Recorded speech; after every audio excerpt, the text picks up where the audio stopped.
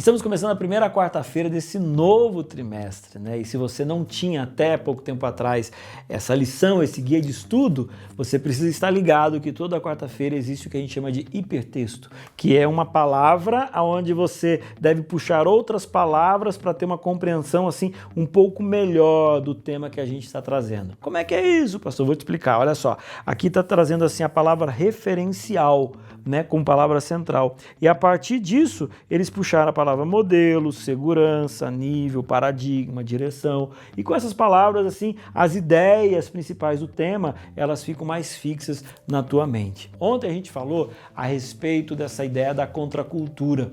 E eu não sei para você, mas toda vez que eu penso em contracultura, vem na minha cabeça assim o hippie, me vem assim o punk, né? Aquelas pessoas bem diferentes. Hoje talvez a gente não fique assim tão escandalizado, né, com essas pessoas, mas imagina só quando você tinha uma sociedade extremamente tradicional, que todo mundo vestia a mesma roupa, com terninho, com gravata, né? Olha lá, por exemplo, o início dos Beatles, né? Os camaradas estavam lá tocando rock and roll de terno e gravata, né? Extremamente assim tradicional. E exatamente nessa fase de 1960, 70, veio essa contracultura. O que acontece? Eles queriam mais liberdades.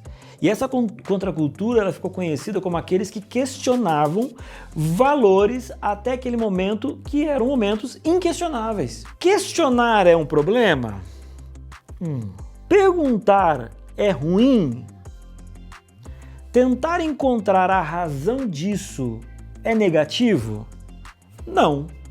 A gente tem que se perguntar, a gente tem que entender, só que a gente também precisa fazer algumas perguntas a nós mesmos. Quando a gente fala sobre contracultura, existem alguns que levantam e falam assim, né? Se tem governo, eu sou contra. Se tem regra, eu sou contra. Se tem princípio, eu sou contra. Se diz que é pecado, eu sou contra. Quer dizer, a pessoa ela é contra pelo simples fato dela ser contra, como se fosse quase que um estilo de vida. Então, eu queria chamar você a entender de que nós somos uma contracultura na medida em que queremos questionar valores que não são cristãos. Nós devemos fazer parte da contracultura a partir do momento em que a gente percebe que a sociedade está indo contra a palavra de Deus. Então, quando isto acontece, aí sim eu posso dizer que eu estou indo contra a cultura, que eu sou um revolucionário. Pastor, mas a gente pode usar essa palavra? Eu diria para você o seguinte: se você quiser viver de verdade o cristianismo, a sua vida vai ser uma aventura. Se você de verdade viver a palavra, a tua vida será uma revolução para você e para a vida das outras pessoas.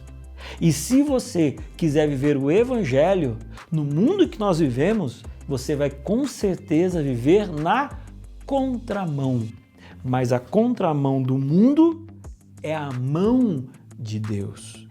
Então, quando a gente está falando a respeito de sexo, eu não queria que você imaginasse de que a gente tem que revolucionar a igreja na medida em que a igreja está pautando as suas crenças na palavra. Porque tem gente que é assim, eu sou revolucionário.